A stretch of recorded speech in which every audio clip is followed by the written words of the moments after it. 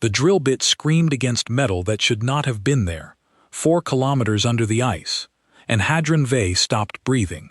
He had cut 1,000 wells into the frozen crust of Cinder 9. He knew the song of every layer. Rock gave a low grind. Old ice gave a wet hiss. Buried water gave nothing at all, just a sudden drop that made your stomach lift. None of those was the sound that came up the bore now. This was a clean, ringing note, the sound of a tool finding a wall that wanted to be found, and it traveled up 40 meters of pipe and into the bones of his hands and sat there, humming, as if the wall below were saying a word in a language his body understood before his mind did. He killed the drill. The silence after was enormous. It pressed on his ears the way deep ice always did, but under it, very faint, he thought he could still feel that ringing note, the way you feel a struck bell after the sound has gone, in your teeth and in the soles of your feet. Cinder 9 was a dead world. That was the whole point of it. The Quietus Accord had chosen it for the same reason they chose all their work camps, because nothing lived here, nothing remembered here, and a crew of indentured diggers could be left on it for 40 seasons without anyone in the galaxy noticing they were gone. Hadran had been here for 9. He had stopped counting the others. The sky was the color of wet ash. The sun was a cold coin too far away to warm anything. There were 312 diggers in the camp when he arrived, and 412 now, because the Accord kept sending more, and not one of them had ever been told why a dead world needed so many wells. He was not a soldier. He wanted that understood, later, by everyone who asked. He was a Sithari ice cutter with a bad hip and a license that had been suspended twice, and the deepest thought he had ever had before that morning was about whether his ration of warm paste would last to the end of the cycle. He had never held a weapon. He had never seen a war. No one his age had. That was the gift of the Accord, the thing every child was taught to be grateful for the moment they could speak. There had been no war in the galaxy for 900 years. There had been no army, no battle, no enemy. There had been only the work, and the cold, and the gray ships that came twice a season to take what the diggers found and leave more rations behind. He climbed down the access ladder to the cut face, hand over hand, his bad hip complaining at every rung, and the warm puff of his breath froze on his collar. At the bottom he stood in the small bright circle of his lamp, and he put his gloved hand against the thing the drill had found, and he felt the cold of it pull the heat straight out of him, faster than ice ever had, as if the thing under his glove were not merely cold but hungry for warmth, starved of it for a very long time. It was a hull. Not rock with metal in it, not a buried machine, a hull, curved, seamless, running away into the ice on both sides farther than his lamp could reach. The drill had scored a bright line across a surface that had been black before light touched it, and stayed mostly black after, a black that drank his lamp and gave back only the faintest gray, like the inside of a closed eye. He brushed the frost away with his sleeve, and the curve kept going. He walked the cut face, lamp up, and the curve kept going. 20 meters, 40.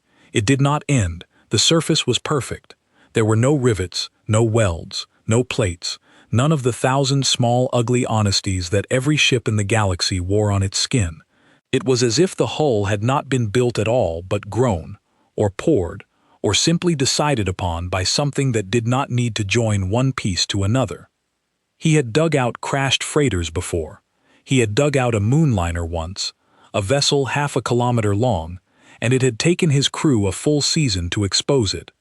He stood at the bottom of his fresh well, with his hand on a wall that did not curve back, that simply went, and he understood with a slow and terrible certainty that whatever he was touching was bigger than anything he had a word for. He tried to picture the moonliner laid against this curve and could not.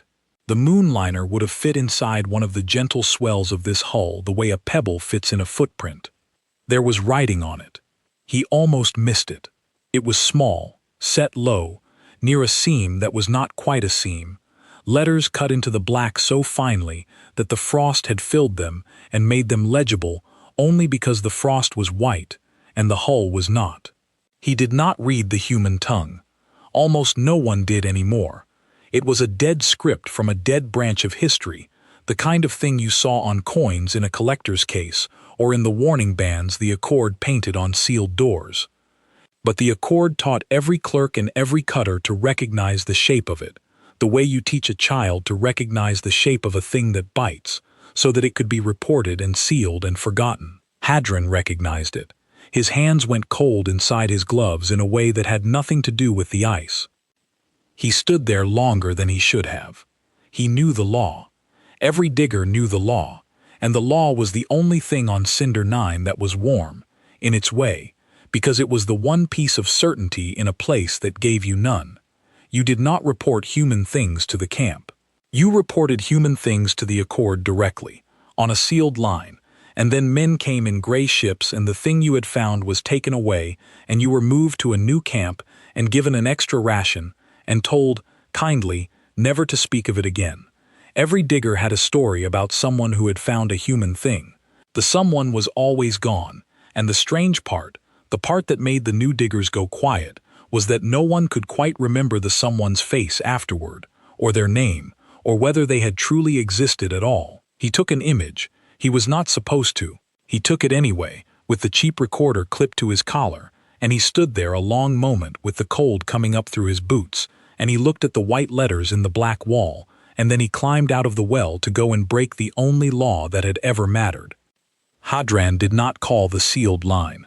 He told himself, later, that it was the writing, that a thing with writing on it was a thing that had wanted to be read, and he could not stand to be the one who buried a message a second time.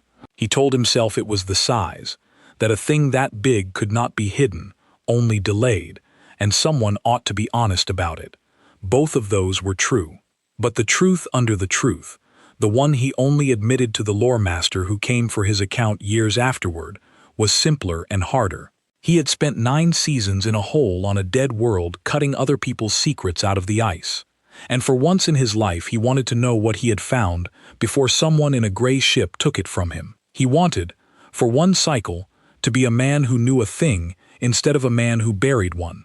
So he did the most dangerous thing a Sithari ice cutter could do. He went looking for the door. There was a digger in the camp named Oltheri, an old Sithari woman who had been on Cinder 9 longer than anyone, longer than the records went, and who the others said had found a human thing once, long ago, on a different world, and had the gap in her memory to prove it. She could not say what she had found.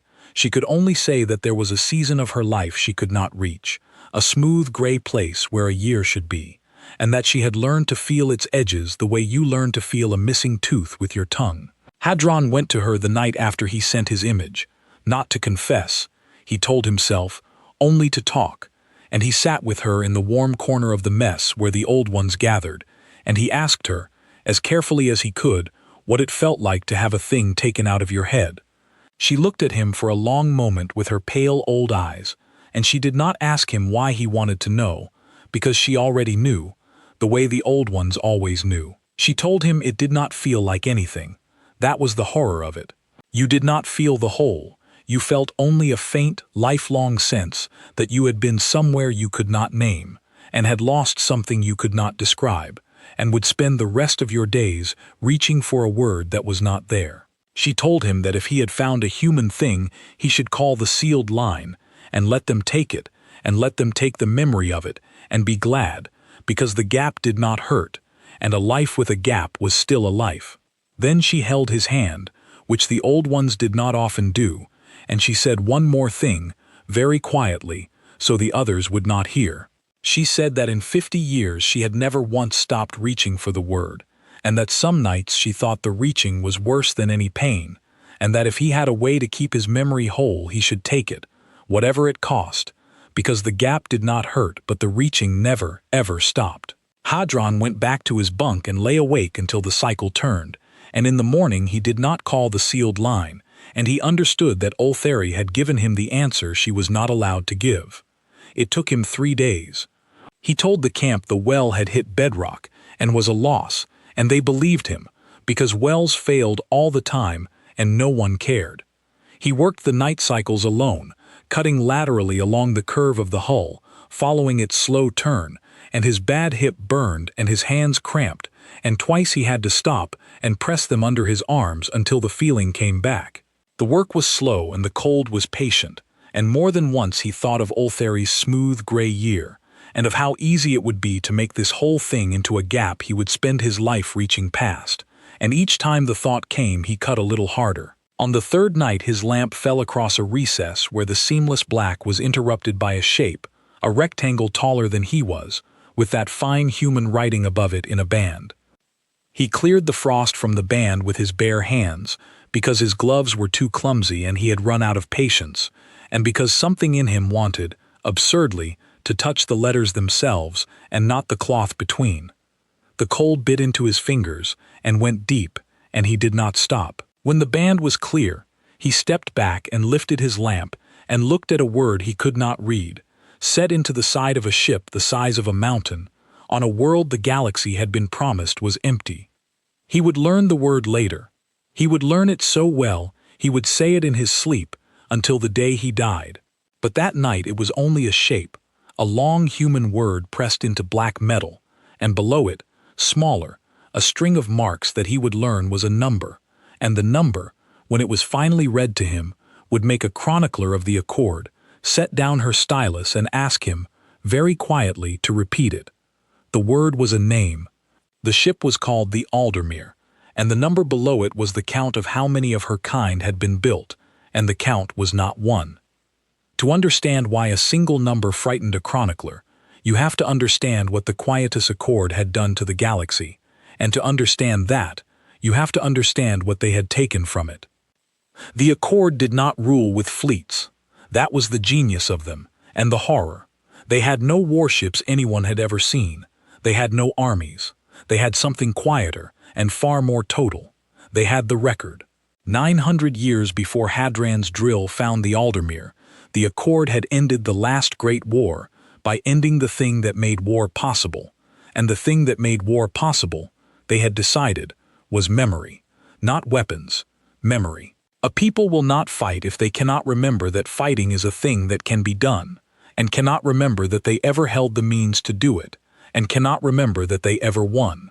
So the Accord became the keepers of the record, and then they became the editors of it, and then they became the only ones permitted to hold it at all.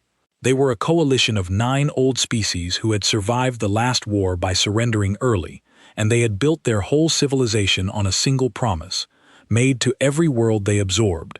You will never know war again, because we will not let you remember it. They took the histories, they took the archives, they took the songs that named old victories and the monuments that marked old battles and the names of old ships, and they did not destroy them, because destruction can be discovered. A burned book leaves ash, and ash is evidence, and evidence is a kind of memory. So they did not burn, they filed. They sealed every taken truth in the great vaults at the Accord's heart, and they replaced it with a softer story, a story in which the galaxy had always been peaceful, in which no one had ever needed to fight because no one had ever been threatened, in which the very idea of a warship was a kind of children's nightmare, a thing that had never really existed. It worked. That was the unbearable part. After 9 centuries, it had simply worked. A Sithari child on Cinder 9 could not have told you what a battle was. The word existed only in the Accord's restricted lexicon, taught to clerks the way you teach the names of poisons. There were no soldiers anywhere, because there was no memory of soldiers, and a people who do not remember soldiers do not raise them. There were no weapons, because no one could remember wanting one. The galaxy was at peace. It was the deepest, most complete peace in the history of any living thing, and the beings who lived inside it were not unhappy. They were fed. They were safe. They simply did not know that anything had been taken from them, because the thing that had been taken was the part of them that would have known. And it was a peace built on a vault, and the vault held the truth that the peace was a lie, and the Accord spent the labor of 9 species and 10,000 sealed worlds, making sure that no one, ever, found a single thing the vault was meant to contain. That was the law Hadron had broken. Not a law against theft, a law against memory. The Accord enforced it with a single tool, the only tool they had ever needed, and the tool was as quiet as everything else about them. They could not put a guard on every truth in the galaxy. But they did not need to. They needed only to make sure that whenever a truth was found, the finder forgot it, and so they had built the suppression arrays, devices that could reach into a sentient mind and find a single recent memory and unmake it, leaving everything else intact. A digger who found a human relic would report it, and a gray ship would come, and the digger would be made to forget the relic, the well, the day, sometimes the whole season, and would go on with their life, with a soft gray gap where the truth had been, never knowing it was missing. The Accord had done this 10,000 times. They had never once failed. They had a saying, in the formal cant of their order, that the surest lock is a mind that does not know it was opened, because the humans were the worst memory of all. The Accord's softer story had one hole in it, one shape it could never quite smooth over, and that shape was human. The humans had been the last to fight in the Great War, and the hardest, and the most refused to stop. When the 9 old species surrendered to the war that swept the galaxy, and then surrendered again to the Accord that ended it, the humans had done neither. They had not surrendered to the war. They had won theirs, against an enemy the Accord's restricted texts no longer even named, because that name too had been filed away. And they had not surrendered to the Accord. They had refused the record, refused the editing, refused the soft story, and they had said, in the last open transmission anyone ever recorded from them, a sentence that the Accord had spent 900 years trying to delete and had never fully succeeded, because too many species had heard it before the vaults closed. The sentence was, "A people who forgets it can fight, has only chosen a slower way to die." And then the humans had gone dark, not destroyed, gone. They had taken their worlds and their fleets and their dead script tongue, and they had simply removed themselves from the galaxy. Sometime in the years the Accord was closing the vaults, and no one knew where, and the Accord told everyone they had died, that the foolish, violent humans had clung to their warships and their memory and had naturally, inevitably, destroyed themselves. It was the cornerstone of the soft story. Look at the humans. They remembered war, and remembering it killed them. Forget, and live. There was no other people the Accord pointed to so often, and there was no other people whose true history was buried so deep, and a careful mind might have wondered why a civilization so confident that the humans had destroyed themselves needed to work so hard, for so long, to make sure no one ever found their bones. There was one more thing the soft story never explained, and it was the thing that, in the rare quiet moments when she let herself think, troubled Emery's soul the most. If the humans had been the violent ones, the ones whose love of war had killed them, then who had they been at war with? The soft story had no enemy in it. It could not. An enemy is a memory, and a memory the Accord could not allow. And so the war the humans had fought was a war against no one, a madness, a people destroying themselves over nothing.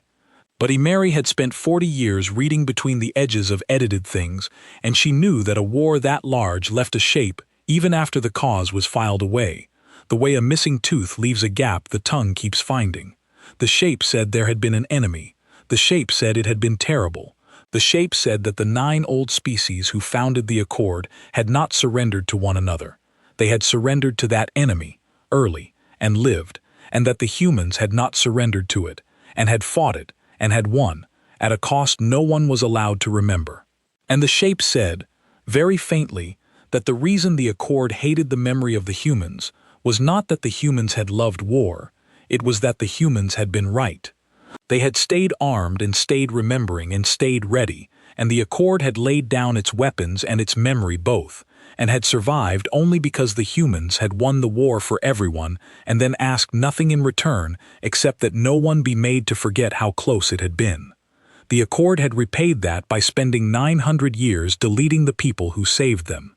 That was the truth at the very bottom of the vault, the truth sealed deeper than a chronicler of any rank could reach, and Emery Sol did not know it yet, but she had felt its shape for 40 years, the way Oltheri the digger felt the edges of her smooth gray year, and the image of the Aldermere had just put a name to the feeling.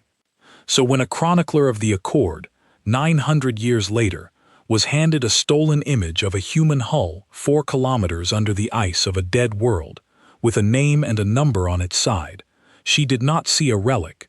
She saw the cornerstone of 9 centuries of carefully built forgetting begin, very quietly, to move. Her name was Emery Sull, and she was not, by training, the sort of person who was supposed to handle a thing like this.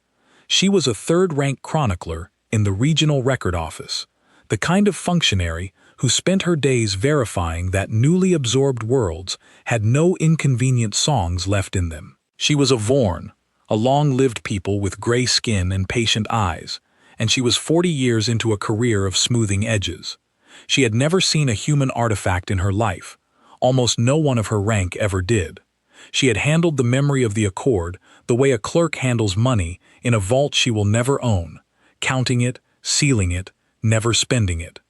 The image of the Aldermere came to her by accident, misrouted through the camp's civilian channel because Hadron, who did not know how the sealed lines worked, had sent it to the only address he could find, the office that handled labor complaints, which was Emery's office, on a quiet evening at the end of a long and unremarkable day. She should have forwarded it to the sealed line and forgotten it. Every instinct of her 40 years told her to. The sealed line was 3 keystrokes away. She put her hand over the panel and did not press it.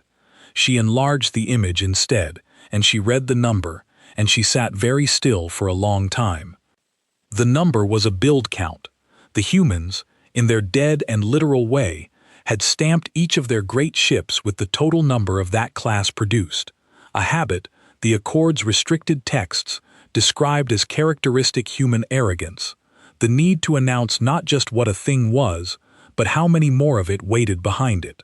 The restricted text also said, in a footnote Emery had read once and never forgotten, that the human Dreadnought classes were the most heavily edited entries in the entire vault, that more labor had gone into deleting the memory of human Dreadnoughts than into deleting any other single thing, and that the reason was not given, because the reason was sealed 1 level deeper than a third-rank chronicler could go.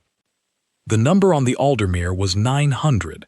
900 ships of her class, built, stamped, sent somewhere, and the Accord, who had spent 9 centuries teaching the galaxy that warships were a nightmare that never existed, had buried exactly one of them under the ice of a world they swore was empty, and had been too thorough to imagine that an ice cutter with a suspended license would dig in the wrong place.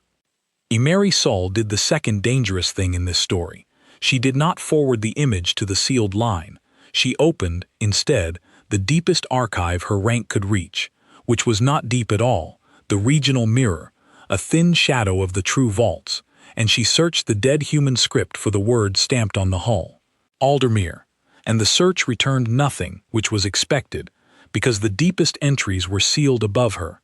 But she had spent 40 years learning the small tricks of a record keeper, and she knew that the Accord's editors, however careful, were still only people, and people made mistakes 9 centuries ago the same as now. She changed one character of the search, a single stroke that turned a sealed entries index into a different and unsealed one, an old clerk's error preserved across the centuries, and she searched again. It returned a single fragment, a thing that had survived the editing only because it had been mislabeled, centuries ago, as a poem. The fragment was a fleet roster, a list of names, human ship names, 900 lines of them, each a word in the dead tongue, and at the head of the list, a title, and the title had been left in because whoever had mislabeled it had thought it was the name of the poem. It read, "The ships of the free line, that will not forget, and will not be forgotten, and will come when the first of us is found." Emery Sull read that line, alone, in a regional record office on a quiet evening 900 years into the deepest peace the galaxy had ever known, and she understood, all at once and with perfect clarity, what the Accord had actually buried under the ice of Cinder 9. Not a relic, not a ship, a condition. The humans had not died. They had gone somewhere and waited, and they had left their ships scattered and sleeping across the dark, 900 of them, and surely more, and they had set them all to one trigger, the simplest and most patient trigger ever built. The ships would wake when the first of them was found, not attacked, not threatened, found. The single act the Accord had spent 9 centuries preventing, the uncovering of one human hull, was the exact event the humans had been waiting 9 centuries for someone to perform. The Accord and the humans, it turned out, had been playing the same game for 900 years from opposite ends, and neither side had ever told the galaxy the game was being played, and the whole piece of the galaxy was the board. And an ice cutter with a bad hip had just made the move that ended it. Emery Sewell sat in her quiet office, and she looked at the image of the black hull under the ice, and she had the strangest thought of her life, a thought that the Accord had spent her whole education trying to make unthinkable. She thought, "They are not coming to start a war. They are coming to give us our memory back, and the Accord will fight that harder than they would fight any army, because the army can be defeated and the memory cannot." She was right about both halves of it. She did not yet know how right. She did not yet know that the choice she was making in that small office, the choice not to press the panel, the choice to read instead of to seal, would put her at the center of the only event in 900 years that the Accord could not edit. She knew only that her hands were unsteady, and that the office was very quiet, and that for the first time in 40 years of keeping the galaxy's memory locked, she wanted, fiercely and against all her training, to set it free. Far below the office, far below the ice of Cinder 9, far below the frost-filled letters that spelled a name in a dead tongue, something that had been waiting 4 kilometers underground for 900 years registered, in its old and patient way, that light had touched its hull. A circuit that had held a single charge for 9 centuries closed. Deep in the black mountain of the Aldermere, in a core that had never once gone fully cold, a count began, not a countdown to a weapon, a countdown to a question, the question the ship had been built to ask the galaxy the moment the galaxy proved it was still capable of finding her. The question was being assembled across 900 years of accumulated silence, and it would be asked in the dead human tongue and then, courteously, in every living language the ship still remembered, and it would be heard, when it came, on every channel in the sector at once, with no way to seal it, and no way to file it, and no way to forget it ever happened. But that was hours away yet. First, the gray ships came for Hadron Vey. The gray ships came down on Cinder 9 11 hours after Hadron sent his image, and they came down fast, and that speed told Emery Sewell, watching the regional feeds from her office, exactly how frightened the Accord was. There were 6 of them. They were not warships. The Accord had no warships. That was the law of the galaxy. They were enforcement vessels, blunt gray wedges built for one purpose, which was to arrive at a place where memory had leaked and seal it. They carried no weapons that anyone would call a weapon. They carried memory suppression arrays, the Accord's only real tool, devices that could reach into a sentient mind across 100 meters and find a specific recent memory and unmake it, leave the rest of the person intact, and simply remove the part that had seen the forbidden thing. They carried sealing crews who would collapse Hadron's well and flood it and salt the site so that nothing would ever drill there again. And they carried, because the Accord was thorough, enough suppression range to clear the memory of every digger in the camp, 412 souls, so that by the next cycle, no one on Cinder 9 would remember that a well had ever found a wall. This was how the Accord had kept the peace for 900 years. Not with armies, with 6 gray wedges, and a memory eraser, and the patience to come, every time, and unmake the moment a truth was found. They had done it 10,000 times. They had never once failed. They had never once needed a second try. They landed in a ring around Hadron's well, 6 gray wedges settling onto the ice with a hiss of melting frost, and the sealing crews deployed, and the suppression arrays spun up with a sound like a held breath, a rising hum that the diggers in the camp felt in their back teeth without knowing why. The enforcement officer in command was a senior Accord functionary named Voss Alderum, of the same long-lived gray-skinned people as Emery Sewell, though the two had never met, and never would. He had served the order for 200 years. He had sealed 40 sites. He had never seen anything he could not seal. He walked to the lip of the well and looked down into the dark at the bright score line on the black hull and felt the first cold touch of something he had no name for, because he, like everyone, had been raised without the names for such things. He felt fear. He did not know to call it that. He called it irregularity. The hull was bigger than the report. The hull was much bigger than the report. The report had described a fragment, a curve, a relic such as the order found twice a year. Voss Alderum's lamp ran along the curve below, and the curve did not end, and his crews were sending up readings now, sounding the ice with their instruments, and the readings made no sense, and the officer who brought them to him could not keep his voice level, because the instruments said the buried object was 4 kilometers long, and there was no relic in the galaxy 4 kilometers long, and there was no word in the lexicon for a made thing that size, except the one word, the restricted one, the children's nightmare, and Voss Alderum would not let himself think it. He gave the order to begin suppression on the camp, and to bring the cutter, Vey, to him, for direct erasure, and he turned to look at the thing he had been sent to bury, and that was the moment the Aldermere woke up. It did not wake the way a machine wakes. There was no roar, no light, no weapon. 4 kilometers down, in the dark, the ship simply finished its long count, and across her 900-year-old hull, in 900 places at once, the black surface stopped drinking light and began, very faintly, to give it back. A glow came up through the ice. It came up slowly, a deep warm gold the color of a thing that had been kept alive for a very long time, and it lit the well from below, and it lit the 6 gray ships from below, and it lit the underside of the ash-gray clouds, and on every world in the sector that had a sky, beings looked up that night and saw the ice of a dead world begin to shine. Children pointed. Old ones who could not say why went quiet.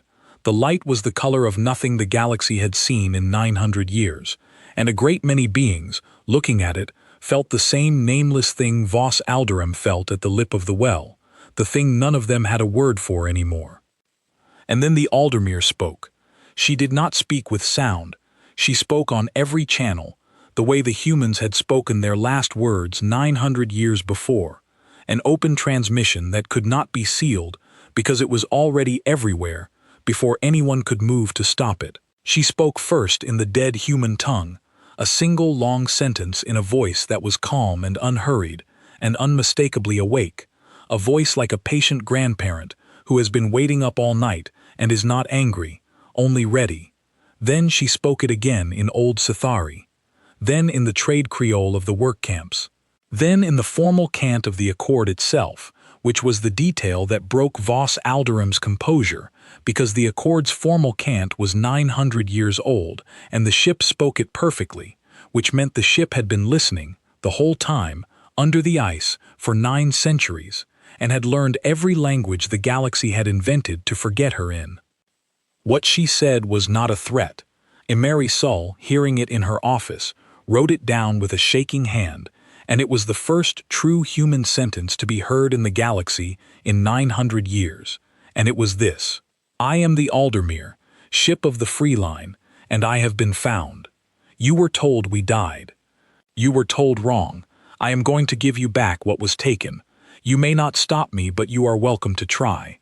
And then, courteously, the ship asked the only thing she had been built to ask. She asked the galaxy to remember. She did it by transmitting the roster, the 900 names.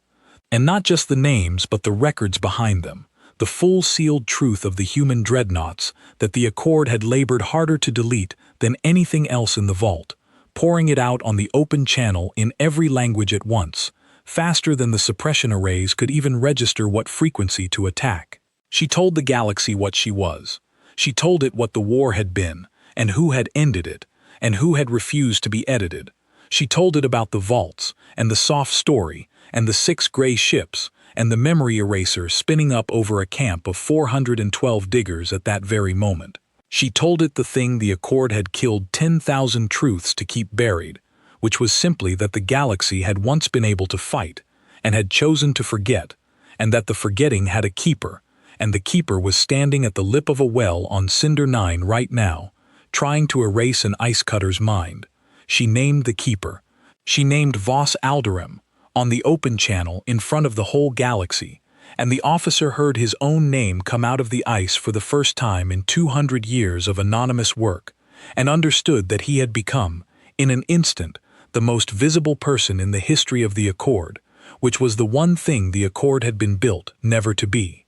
Vos Alderem screamed the order to suppress the transmission. His crews tried. They turned the full reach of all 6 arrays not on the camp but on the source, on the ship itself.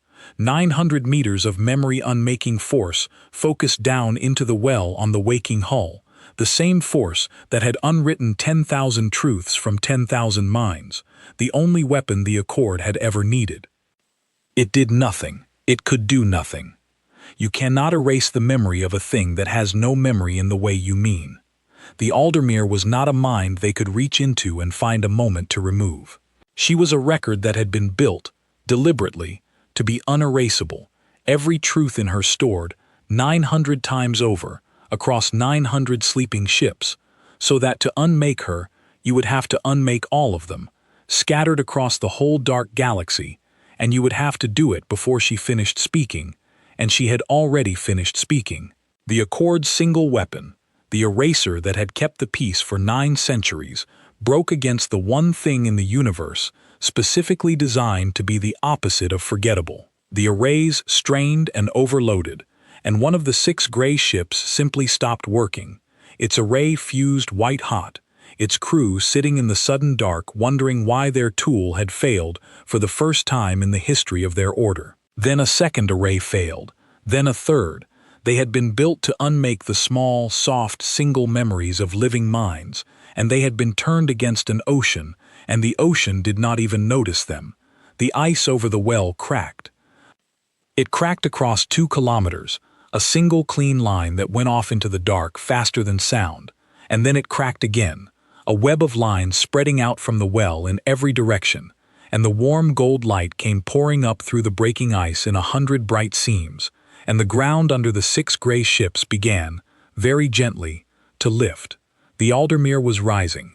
900 years of ice that had been laid down to bury her sheeted off her flanks in slabs the size of cities, falling away into the dark, and she came up out of the dead world slowly, almost lazily, a black mountain 4 kilometers long shedding light and frost and the dust of 9 centuries, and Vos Alderem stood at the lip of a well that was no longer there, on ice that was breaking apart beneath his feet, and watched the thing he had been sent to bury stand up out of its grave. And for the first time in his life he understood a word, from the restricted lexicon all the way down to the bottom of it. The word was warship. He had been taught it was a children's nightmare. He had been taught it never really existed, that no people had ever been mad enough or cruel enough to build such a thing, that the very concept was a sickness the Accord had cured the galaxy of. He looked up and up and up at the Aldermere rising into the ash-gray dawn, blotting out the cold coin of the sun, golden seams of light running the length of a hull longer than the camp, longer than the well field, longer than anything, and he learned that it had existed all along, and had only been sleeping, and had been woken by the exact thing his entire civilization had been built to prevent. She did not fire on the gray ships. This is important, and Emery Sull underlined it 3 times in her account. The Aldermere had weapons. The records she had just poured across the galaxy described them, and the descriptions were enough to make a chronicler set down her stylus and sit with her hand over her mouth. She had been built in a war the Accord had spent 900 years deleting, built by a people who had won that war and refused to forget it, and she carried the means to unmake all 6 gray ships, and the camp, and the sealing crews, and a fair portion of the dead world they stood on, in a span of seconds, without effort, without raising what a human would have called her voice. She did not.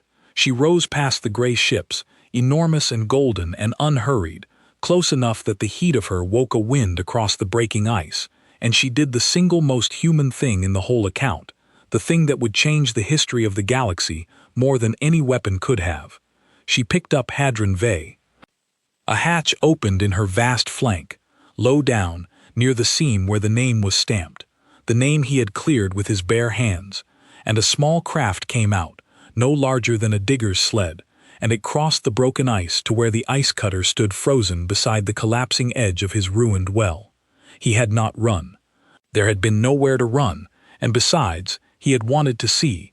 The small craft settled beside him, and a door opened, and a warmth came out of it that he had not felt in 9 seasons, and a voice that he would come to know better than any voice in his life said, in flawless trade Creole, that the one who had cleared her name deserved a better view than this, and it took him aboard. Behind him, on the high ground at the edge of the camp, the 412 diggers had come out to watch. They had felt the ice break under the whole world. They had heard the ship speak on every channel, in the trade Creole they used every day, words they had been raised to fear and could not stop themselves from understanding. And now they stood in the cold and watched a black mountain rise golden out of the well field, where they had spent their lives cutting other people's secrets, and not one of them ran, and not one of them looked away. Among them stood Oltheri, the old woman with the smooth gray year, and she was weeping, and she was not weeping from fear.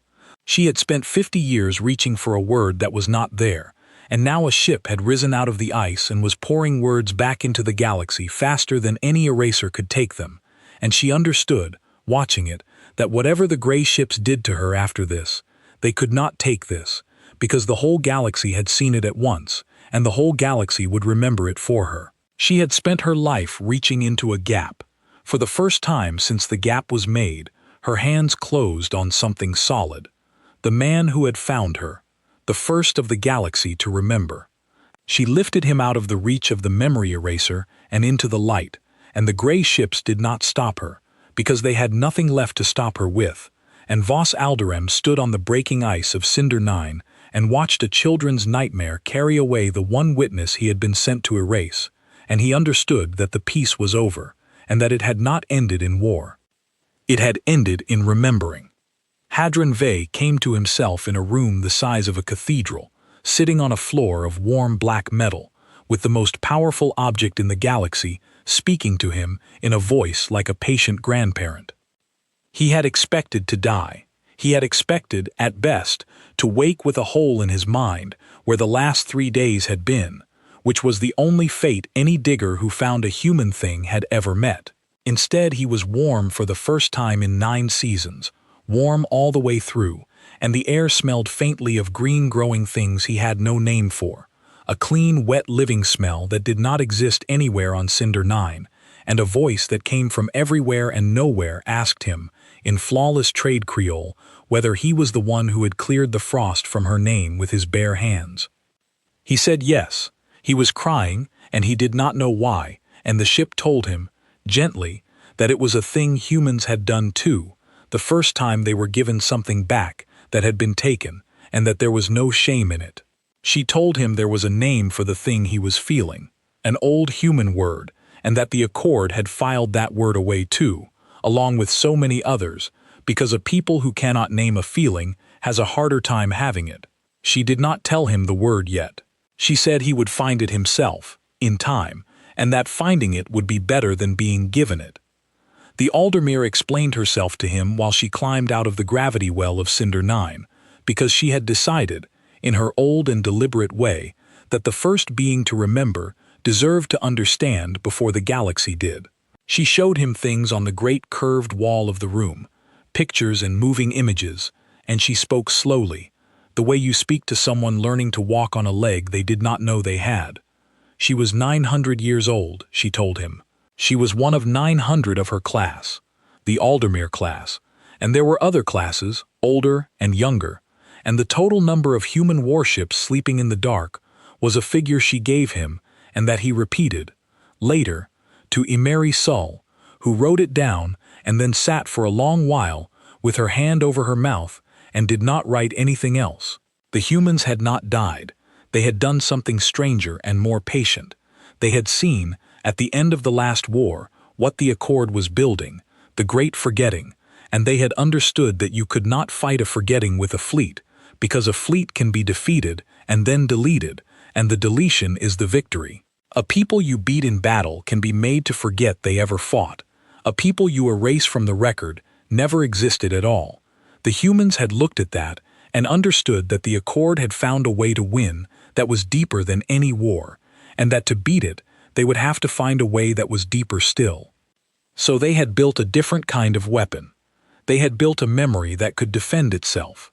Every human warship of the Free Line carried the complete record. Not just her own logs, the whole truth, the entire history of the war and the worlds and the names, copied 900 times and 900 times again across the sleeping fleet, scattered so wide across the dark that no power could ever find and erase all of them before one of them spoke. And they had set them all to wake on the same trigger, the gentlest trigger imaginable, discovery. The ships would sleep, perhaps forever, perhaps until the heat death of everything, costing the galaxy nothing, threatening no one, asking for nothing.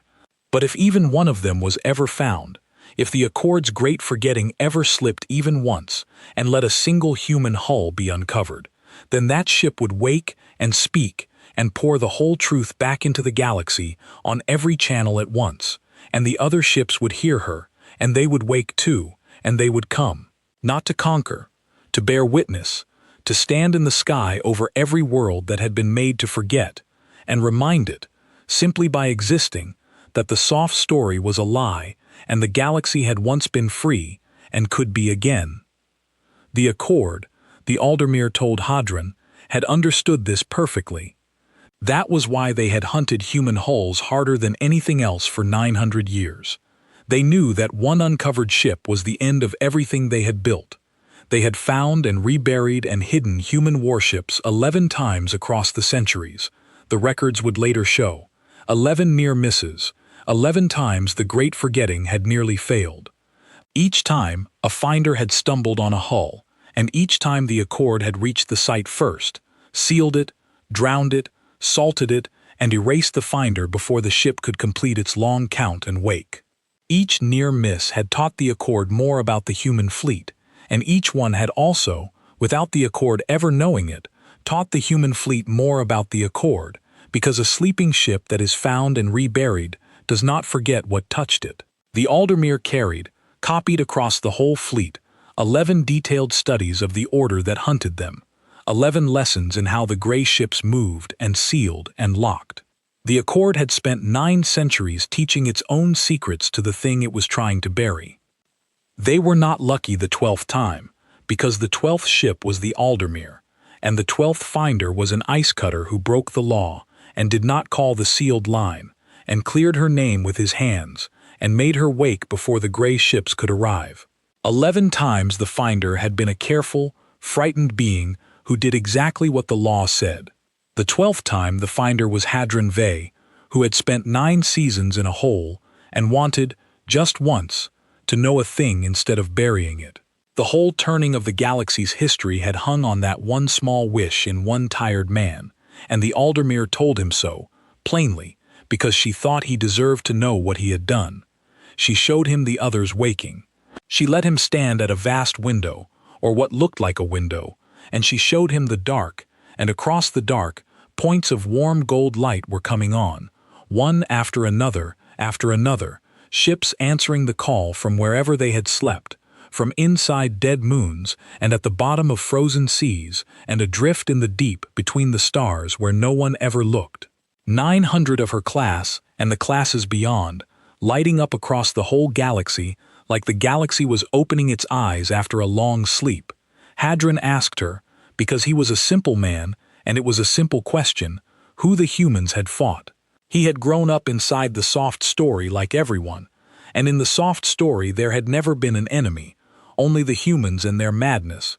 And now that he was standing inside the proof that the soft story was a lie, he wanted to know the truth all the way down.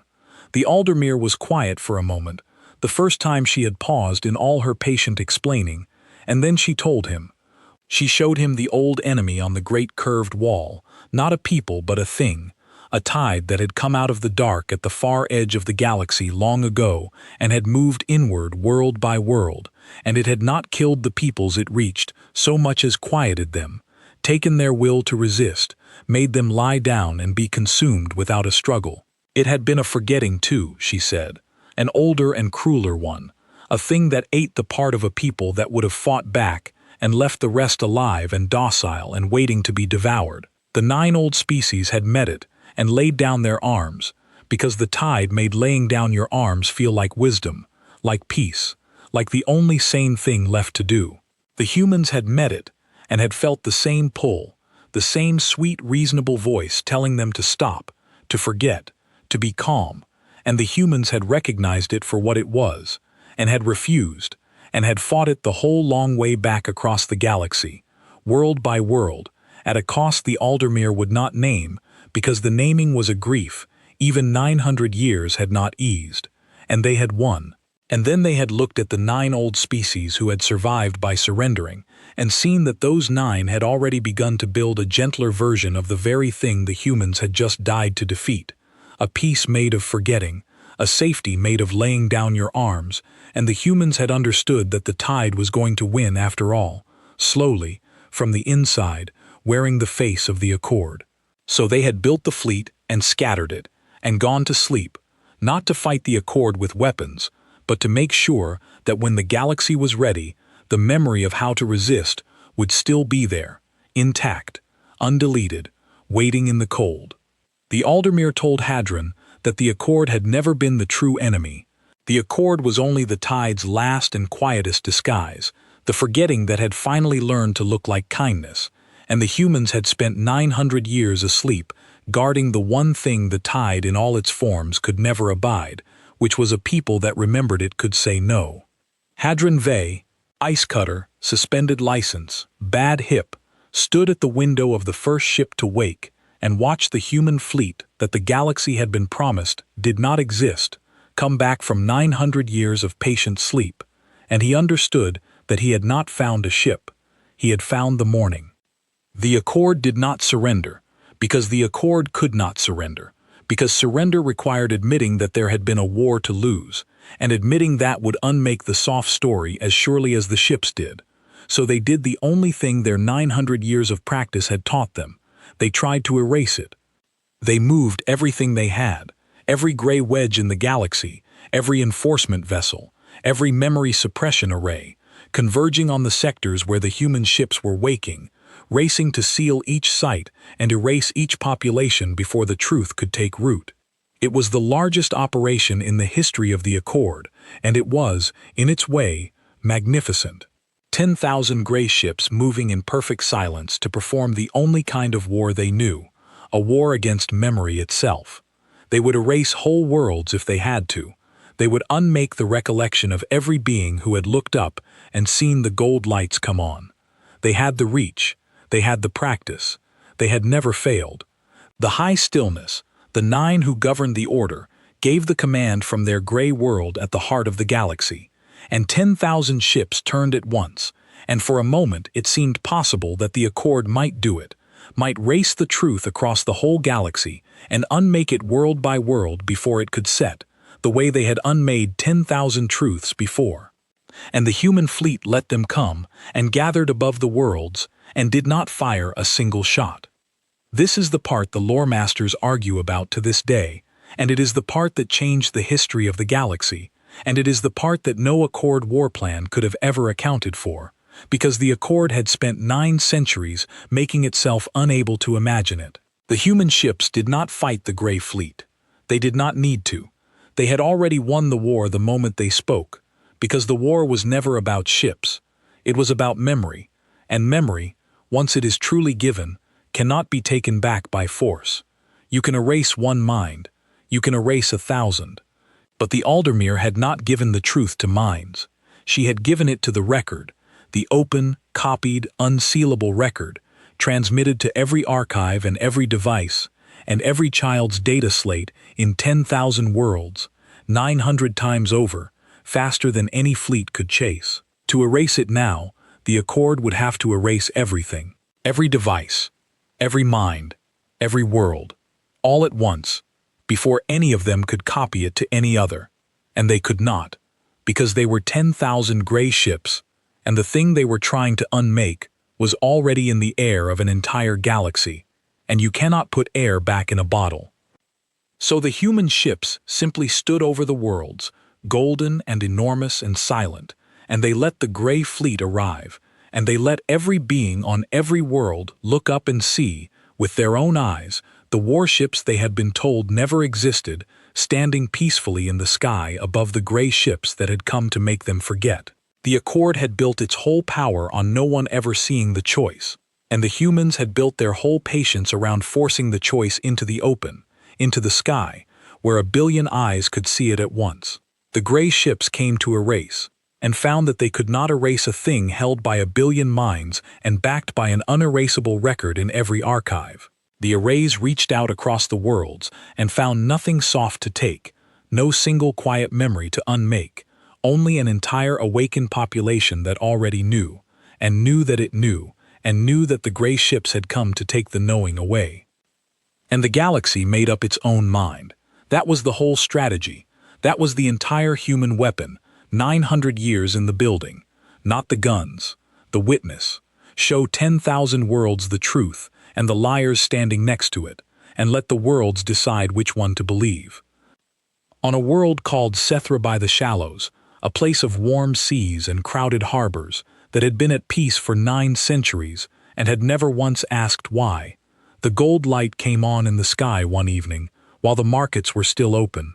A ship of the Free Line had risen out of a trench in the deep ocean where it had slept since before anyone living was born, and it hung over the water now, enormous and warm and silent, and the whole city stopped to look at it. A gray wedge of the Accord came down through the clouds beside it within the hour, and a voice from the wedge told the city, in the gentle, certain tone the Accord used for everything, that what they were seeing was a malfunction, a relic, a thing best forgotten, and that the order had come to help them forget it, for their own peace.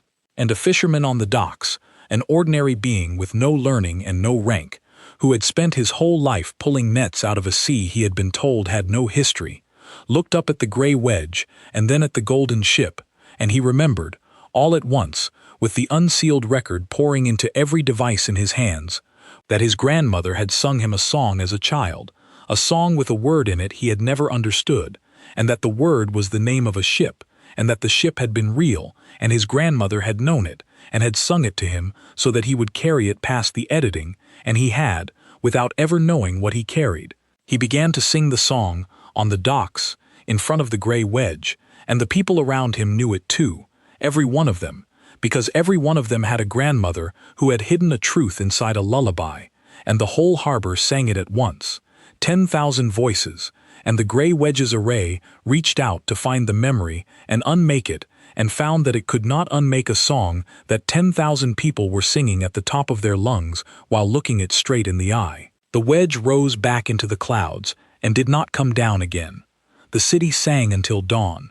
That happened on 1,000 worlds, in 1,000 different ways.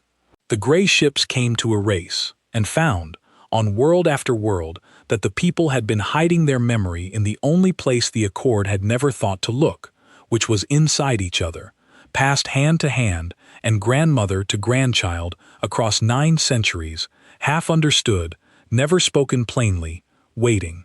The humans had not given the galaxy its memory back. They had only given it permission to remember what it had never quite managed to lose. The worlds decided. It did not happen in an hour. It happened over 40 days, world by world, as populations who had been at peace for 9 centuries looked up at the gold lights and looked at the gray ships and remembered, all at once, the thing the Accord had spent everything to make them forget, which was that they had a choice, and had always had one, and had simply never been allowed to see it.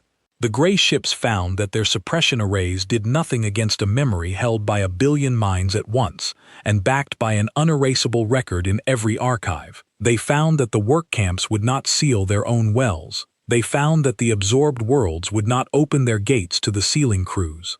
They found, world after world, that the great forgetting had only ever worked because no one knew it was happening, and that the instant everyone knew, it was already over, and there was nothing left to do but stand in the sky and watch it end. Some of the gray crews, raised their whole lives in the order, did not know what to do when their tools stopped working, and sat in their ships and watched the worlds wake, and some of them, quietly, began to remember things of their own. And the Aldermere, the first to wake, the ship that had started it all, did not lead a battle. She did the last and most human thing in the account. She turned, alone, with a single ice cutter aboard, and she went to the Accord's heart, to the gray world and the 9 moons and the great vaults where 900 years of stolen truth lay sealed in the dark, and she did not go to destroy them. She went to open them and give them back. The vaults of the Quietus Accord were at the heart of the galaxy, on a world that had no name in any living tongue, because its name had been one of the first things filed away. It was a gray world, ringed by 9 gray moons, each moon a single vault, and inside the vaults lay 900 years of the galaxy's memory. Every song, every history, every name of every ship, and every world, and every battle that the 9 old species had taken when they became the keepers of the record. The whole stolen past of 1,000 peoples, sealed in the dark, kept at a temperature near the bottom of cold so that nothing would ever decay, nothing would ever be lost, and nothing would ever be found. It was the largest archive in the history of life, and it was a prison, and the thing it imprisoned was the truth of who everyone had been before the Accord told them who to be. The vaults were guarded by the only fleet of gray ships the Accord had held back from the great race across the galaxy, the Home Guard, the last and best of the enforcers, 400 of them, and at the center of all of it, on the gray world below, the high stillness, the Council of 9 who had governed the forgetting for 9 centuries, and who had never once, in all that time, been disobeyed. They were the oldest beings in the galaxy. They had been young when the war ended. They were the only ones left who remembered, truly remembered, with their own minds and not from a sealed file, what the galaxy had been before they had quieted it. They had spent 900 years carrying that memory so that no one else would have to, and they had come to believe, the way keepers always do, that the thing they kept belonged to them. The Aldermere came to the gray world alone, and she came slowly, and the Home Guard formed up against her, 400 gray ships in a sphere, every suppression array they had aimed at the one black mountain rising out of the dark. They had been told, the moment the gold lights came on, what the Aldermere was. They had read the records she had poured out. They knew, every one of them, that the ship approaching their world could unmake the 9 vaults, and the 9 moons, and the gray world itself, in the time it took to give an order, that she had been built in a war they had spent their lives believing was a nightmare, and that nothing they carried could touch her, because she was not a mind to be erased, but a truth that had already been told. They aimed their erasers at her anyway, because it was the only thing they knew how to do, and because the high stillness had commanded it, and because a being who has been obedient for 200 years does not stop in an afternoon. And the Aldermere stopped, just outside their sphere, and she spoke to them in the formal cant of the Accord, perfectly, the way she had learned it under the ice across 900 years of listening. She did not raise her voice. She told them she was not there to destroy the vaults. She told them she was there to open them.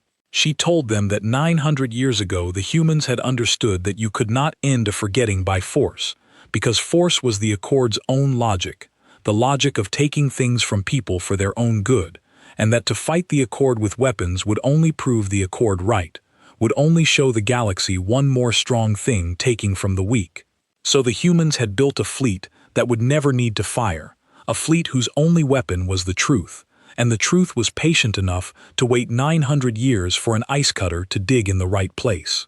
And then she asked the Home Guard, courteously, in their own formal cant, to stand aside, because the thing in the vaults did not belong to the Accord.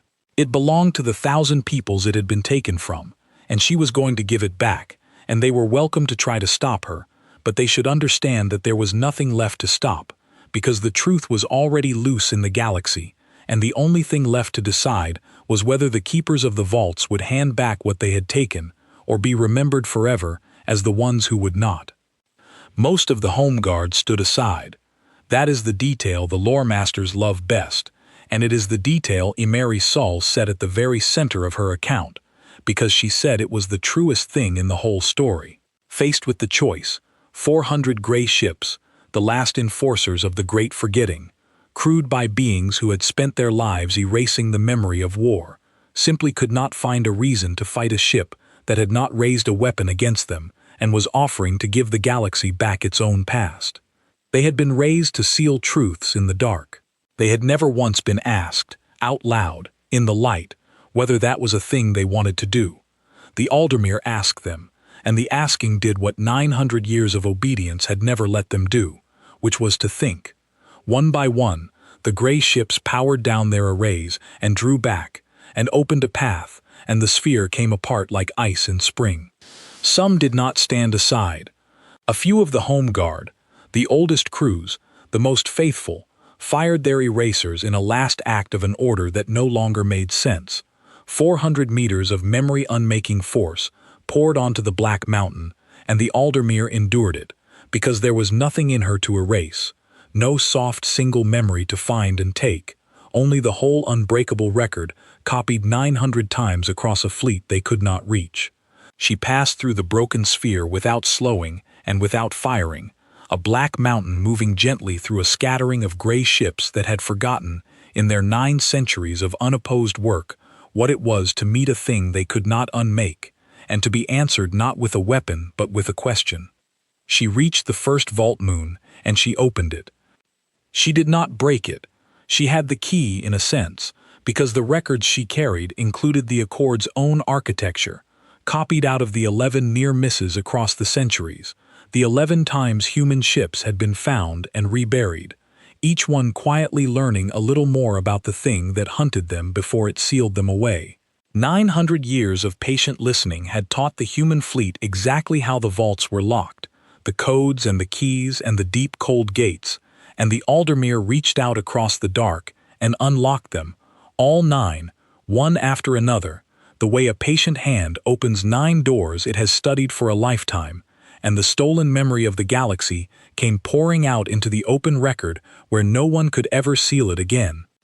The songs came back, the histories came back, the names came back, the names of 10,000 worlds and the ships they had built, and the things they had done and survived, the victories and the griefs, and the ordinary days, returned to the peoples they had been taken from, on the same open channel the Aldermere had used to wake, copied 900 times over, unerasable forever.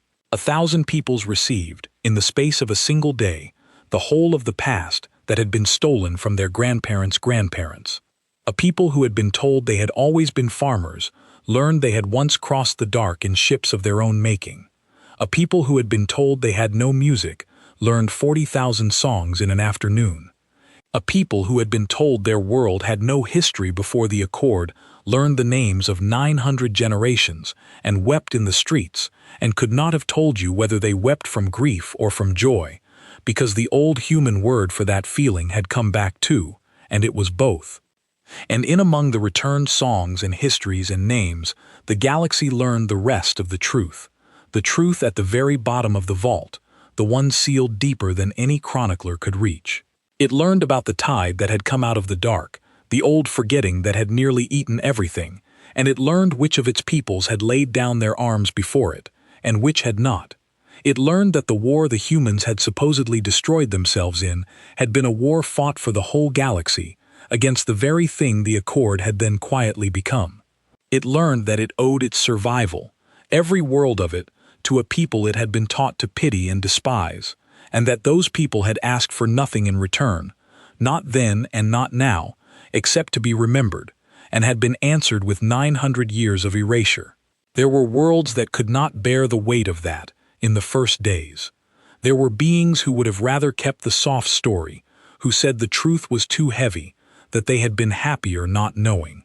But the human word that had come back, the word for the feeling that was grief and joy at once, made room for them too, because it turned out that a true thing, even a terrible one, sits easier in a people than a kind lie, the way a healed bone aches less than a hollow one. Within a season, there was not a world in the galaxy that would have traded its memory back for its peace, and that, more than the falling of the Accord, was the thing the lore masters said had truly changed the history of everything. The galaxy had been given the choice the humans died to protect, the choice to remember even what hurt, and it had chosen to remember, and in choosing it, had become, for the first time in 900 years, a thing that could not be quietly eaten from the inside. Emery Sull met Hadron Vey for the first time in those days, on the gray world, beside the open vaults.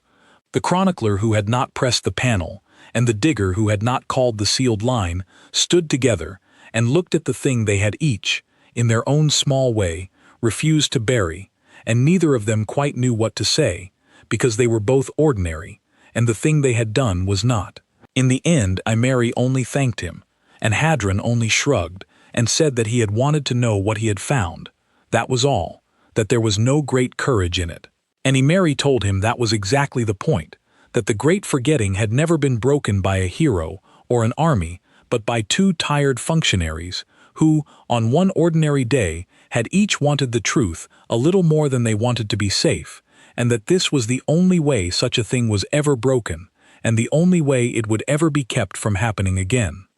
The high stillness, the 9 who had governed the forgetting, were not destroyed, the Aldermere would not destroy them, and the galaxy, newly given back its memory, did not at first know what to do with them, and so they were simply made to stand in the open, in the light, in front of the worlds they had edited, and answer for it. That was punishment enough, in the end. A keeper of forgetting cannot survive being remembered. The 9 had built their whole power on no one ever seeing them, no one ever naming them, no one ever knowing that a choice was being made on their behalf in the dark. Now 1,000 worlds knew their names, and the names of every truth they had taken, and the 9 old beings stood in the light they had avoided for 9 centuries, and discovered that there was no army that could protect them from being seen, and no eraser that could take 1 billion minds worth of remembering away. The accord did not fall in fire. It fell in daylight, the way a shadow falls when the thing casting it steps aside. The 9 old species who had built it discovered that without the forgetting, they were only 9 peoples among 1,000, no better and no worse, and they would have to learn, like everyone else, to live in a galaxy that knew its own history. Some of them did learn. Some of them gave back what they had taken and asked in time to be forgiven, and were, slowly, because a galaxy that has just been handed back its memory understands better than any other how heavy a thing memory is to carry. The gray ships were not destroyed. They were given new work.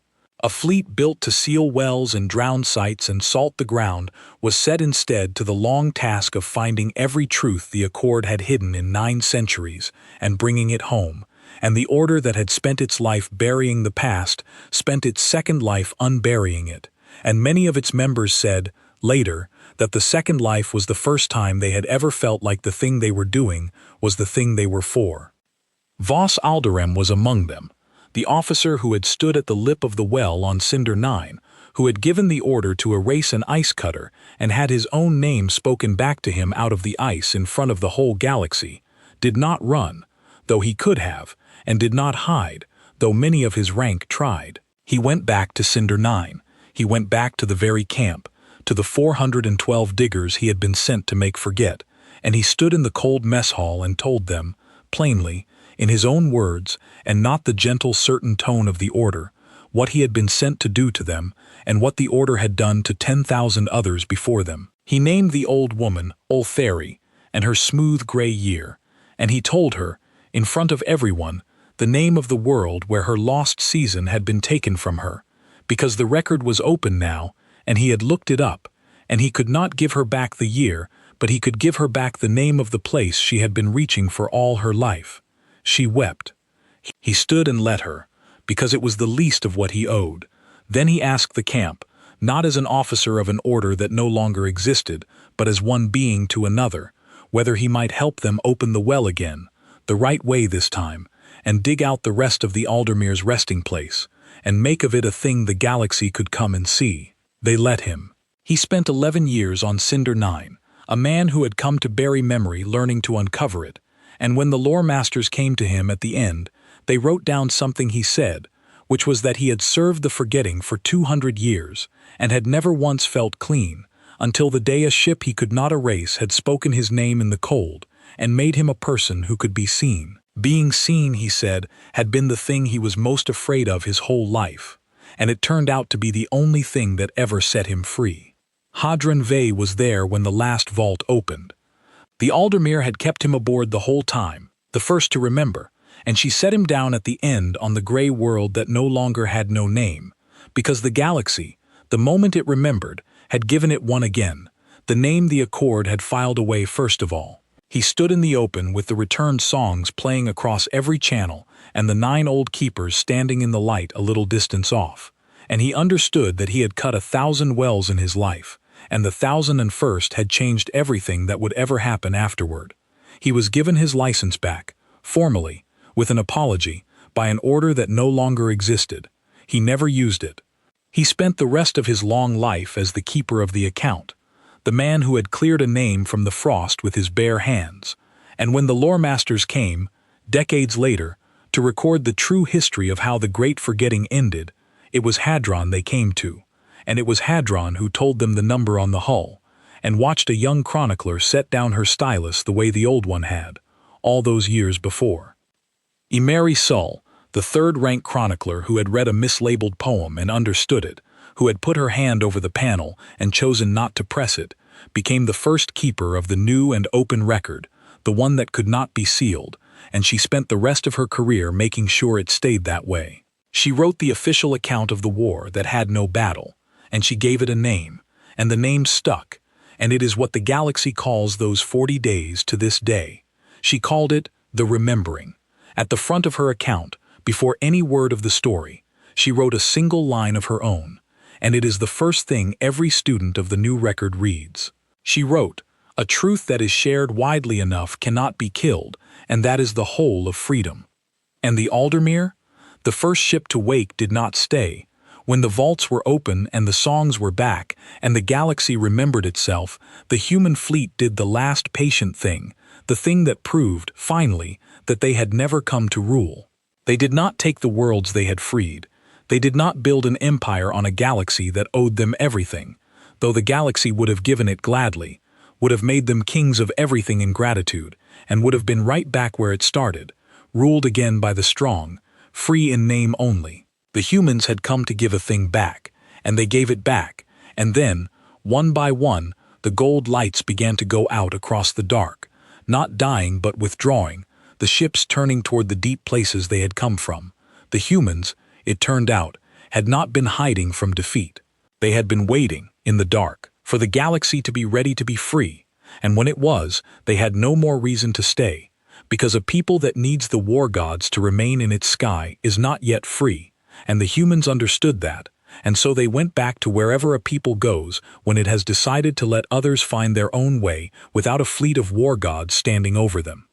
But the Aldermere, before she went, said one last thing, on the open channel, in every living language, slowly, so that every world would have it whole, and Emery Sull wrote it down as the final line of the account of the Remembering, and it is carved now on the gray world that has a name again, where the vaults stand open and empty, and the galaxy comes to look at them and understand what was almost lost.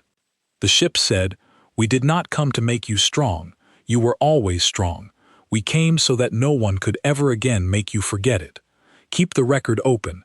Keep your own memory, even the hard parts, even the parts that hurt, because a people that keeps only its gentle memories has already begun to be edited.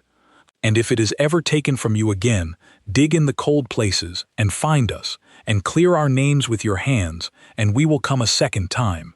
We are very patient. We have nowhere else to be." Then the last gold light went out, and the Aldermere was gone into the dark, and the galaxy she left behind was free, and remembered why, and has never forgotten since. They say, on the worlds that were freed, that the human ships are still out there, sleeping in the cold places, in the dead moons, and the frozen seas, and the deep between the stars, the whole great fleet of the free line, patient and golden and waiting. Children are taught how to find them, just in case, though no one has ever needed to, because the record has stayed open and the worlds have kept their own memory, even the hard parts, the way the ship told them to. They say if you ever do find one, you should clear its name from the frost with your bare hands, the way the ice cutter did, because that is how you wake it, and that is how you tell it the galaxy still remembers, and still wants to be free. And they say, when they tell the children the story, that the most powerful thing the humans ever built was not a weapon at all. It was a memory that could defend itself, scattered across 1,000 worlds so that no power could ever erase it.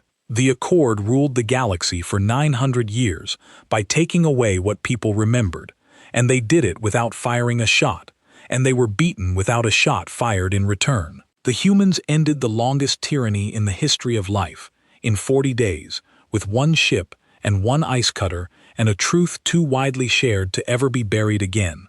That is the whole of it. That is what changed the history of the galaxy, not a battle. A name cleared from the frost, a digger who would not call the sealed line, a chronicler who would not press the panel, and a fleet that came when it was found, gave back what was taken, and asked for nothing in return except that the galaxy keep its own memory and stay free. Dig in the cold places. The ships are still there, and they are very, very patient.